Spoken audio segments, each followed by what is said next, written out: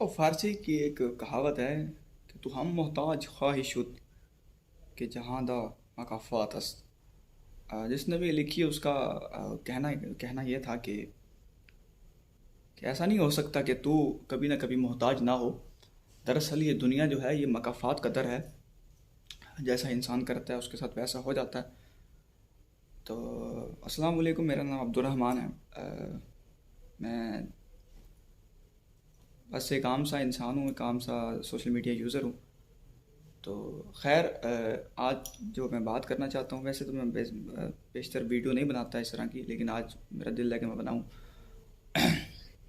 کیونکہ آج مجھے لگتا ہے کہ ایک بڑا امپورٹنٹ ایشو ہے، اس پہ بات کرنی چاہیے۔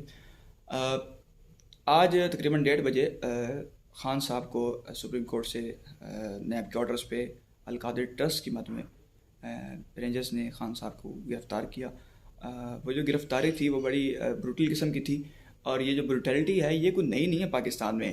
یہ خان صاحب کے دور میں بھی ہمیں دیکھنے کو ملی، اور یہ اس سے پہلے پھر نواز شریف کی حکومت میں، پھر اس سے پہلے پیپلز پارٹی کی حکومت میں، پھر دوسرا پرویز مشرف صاحب کی حکومت میں۔ ہم یہ پاکستان 75 سال سے ہے تقریباً، جتنا میں نے آنکھیں کھولی ہیں اور جتنا میں نے دیکھا ہے اس وقت سے میں بروٹیلٹی دیکھتا ہی آ رہا ہوں، اور باقی میں نے کتابوں میں کچھ پڑھی ہے۔ خیر، اب بات کرتے ہیں خان صاحب کی گرفتاری کے اوپر۔ خان صاحب کی جو گرفتاری آج ہوئی ہے، جس طرح ان کے جو پولیٹیکل ورکر ہیں، جو پی ٹی آئی کے جو خان صاحب کے سو کال ٹائیگرز ہیں، جو ان کا اس وقت جو وہ جس طرح وہ چیزیں کر رہے ہیں، جیسا کہ کور کمانڈر کے گھر پہ حملہ کرنا، یا پھر روڈ پہ ٹائروں کو آگ لگانا، اور یہ ساری چیزیں کرنا، آتنک مچانا ایک قسم کا۔ جب یہی ورکرز جب 2020 میں ٹی ایل پی نے فرانسیسی جو ایمبیسڈر تھا، جو فرینچ ایمبیسڈر تھا، اس کے خلاف کال دی اور سارے دھرنے وغیرہ ہوئے، تو خان صاحب نے جو نیریٹو بنایا اس وقت ٹی ایل پی کے خلاف، وہ اس قسم کا تھا کہ جو ایسے لوگ ہوتے ہیں یہ اصل میں دین کی خدمت نہیں کر رہے، یہ اصل میں دین اسلام کا نام یوز کر کے یہ دین کو خراب کر رہے ہیں، بدنام کر رہے ہیں۔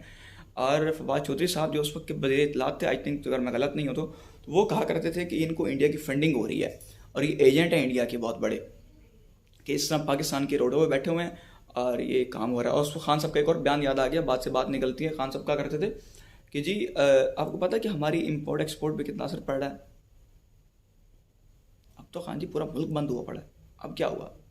خان صاحب ان کو دہشت گرد کہا کرتے تھے۔ اس وقت کے جو وزیر داخلہ تھے شیخ رشید صاحب، وہ ان کو کھلے عام دہشت گرد کہا کرتے تھے، اور انہوں نے اس پارٹی کو کل عدم کیا تھا صرف دھرنے دینے پہ۔ کیا میرا سوال ہے، یہ جو اس وقت جو پی ٹی آئی کے جو یہ کارکنان ہیں جو یہ تباہی مچا رہے ہیں، کیا پی ٹی آئی کل عدم ہوگی اس تباہی سے؟ جی ایچ کیو پہ حملے کرنے، اور کور کمانڈر کے گھر پہ حملہ کرنا، اور یہ جو باقی چیزیں ہم سوشل میڈیا پہ دیکھ رہے ہیں، تو کیا یہ چیزیں ٹھیک ہیں؟ کیا پی ٹی آئی کے اوپر کل عدم کا ٹیگ لگے گا یا نہیں لگے گا؟ کیا پی ٹی آئی کو دہشت گرد کہا جائے گا؟ کیا پی ٹی آئی کو ٹی ایل پی کی طرح انڈین ایجنٹ کہا جائے گا؟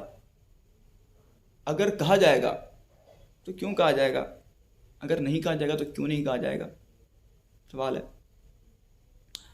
باقی خان صاحب کے ساتھ وہی کچھ ہوا ہے جو خان صاحب کرتے آ رہے ہیں۔ جس طرح خان صاحب نے نون لیگ کی حکومت کو خان صاحب نے پکڑ کے جیلوں میں ڈالا، ہمیں یاد ہے، ہم بھولے نہیں ہیں۔ شاہد خان عباسی ہمارے سامنے ہے، مریم نواز ہمارے سامنے ہے، شہباز شریف ہمارے سامنے، نواز شریف ہمارے سامنے ہے۔ نون لیگ کی تقریباً ساری جو ان کی لیڈنگ جو کریکٹرز ہیں وہ سارے کے سارے جیلوں میں تھے۔ اور رانا ثناء اللہ کو تو کوئی بھول ہی نہیں سکتا، جس طرح اس کی وہ گاڑی سے ہیروئن برآمد ہوئی، اور اس طرح پھر بعد میں وہ جو اللہ کی قسم اللہ کی قسم اللہ کی قسم اٹھا کے کہا کرتے تھے، وہ ایک آرمی آفیسر کے ساتھ بیٹھ کے پریس کانفرنس کیا کرتے تھے، میں ان کا نام نہیں لوں گا، وہ یہ نام اس کا ویسے بھی بھول چکا ہے اس وقت۔ ہاں اس کا نام یاد آ گیا، اس کا نام تھا شہریار افریدی، ہاں میں بھول نہیں گیا، ہاں یہی تھا آئی تھنک۔ تو وہ کہا کرتے تھے، پھر بعد میں فواد چودھری صاحب نے وہ ایک انٹرویو میں بتایا کہ وہ تو ایسے ہی بس تھا جی، کون اتنی کہانی تھی وہ تو۔ اور اپنے ٹی ایل پی کے جس طرح جو امیر ہیں سعد حسین رضوی، جس طرح آپ نے ان کو گرفتار کیا کریم بلاک سے کہ جب وہ جنازہ پڑھا کے آ رہے تھے، حالانکہ آپ کا ان کے ساتھ ایگریمنٹ ہوا تھا، آپ نے ایگریمنٹ توڑ کے آپ نے ان کو گرفتار کیا، اور جب ان کے کارکنان باہر نکلے تو آپ نے ان کے کارکنان کو بھون دیا پکڑ کے، آپ نے ہیلی کاپٹر سے گولیاں چلائیں ان کے اوپر، آپ نے کیا تشدد ان کے اوپر نہیں کیا۔ تو باقی خان صاحب یہ مکافات ہے، مکافات کا گھر ہے، یہ در ہی مکافات کا دنیا، تو جیسا انسان کرتا ہے ویسا انسان کے ساتھ ہوتا ہی ہوتا ہے، ایسا نہیں ہو سکتا کہ نہ ہو۔ تو باقی میرا یہی سوال ہے کہ جو اس وقت میں مان لیتا ہوں کہ جو ٹی ایل پی کے جو کارکنان ہیں وہ دہشت گرد تھے اس وقت، جو انہوں نے یہ کام کیا، جو انہوں نے سانس لیا کہ وہ روڈوں پہ نکلے اور سارے وہ احتجاج وغیرہ ہوئے، دھرنے وغیرہ ہوئے، جو توڑ پھوڑ ہوئی وہ غلط تھی۔ تو کیا جو پی ٹی آئی کر رہی ہے یہ کون سا نفل پڑھ رہی ہے بھائی؟ ذرا اس سوال کا جواب چاہیے. ٹھیک ہے جی، فی امان اللہ.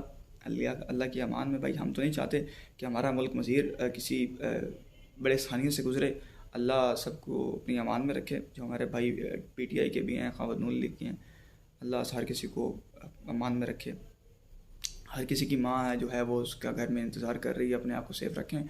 اور کسی کا پولیٹیکل جو ہے نا پیادہ بننے سے میں کہتا ہوں گریز کریں. باقی آپ کا ایک اپنا سٹانس ہو سکتا ہے، آپ رکھیں، لیکن میری طرف سے ایڈوائز ہے. تو ایک کوشچن بھی چھوڑ رہا ہوں میں، ایک ایڈوائز بھی چھوڑ رہا ہوں. باقی اللہ کی امان ہے میری جان. اور آخر میں ایک شعر یاد آ گیا مجھے ایسے ہی، وہ تھا کہ نہ تم صدمے ہمیں دیتے، نہ ہم فریاد یوں کرتے، نہ کھلتے راز سر بستہ، نہ یوں رسوائیاں ہوتی خان جی. اللہ حافظ.